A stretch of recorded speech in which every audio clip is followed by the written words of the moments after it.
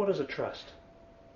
A lot of people, even after forming a trust and having dealt with their professional advisor, their lawyer, or their accountant, still don't really understand what a trust is all about. And they're a little embarrassed to actually ask or show that they don't understand. In seminars that we take on this, I often use a very simple illustration which people say they find helpful. I usually get two people at the front of the room to stand up and hold on to a coin.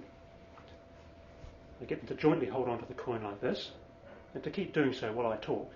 So while they're standing there rather sheepishly, I then say to the rest of the people in the room, I want you to imagine I've just given this coin to these two people here, and I have asked them to hold this coin on behalf of everyone in the room, including me, including themselves, and all of you.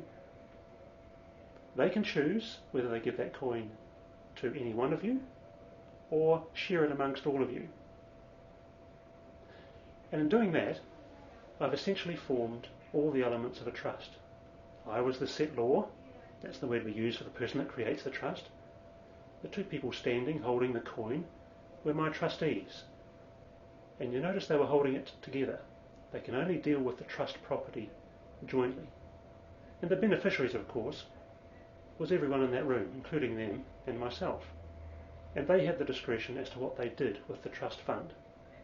Of course, the trust fund gets added to later on, but that is essentially what a trust is all about.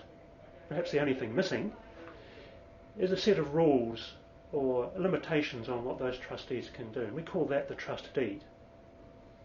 And the trust deed, of course, is something that you would put together with your professional advisor.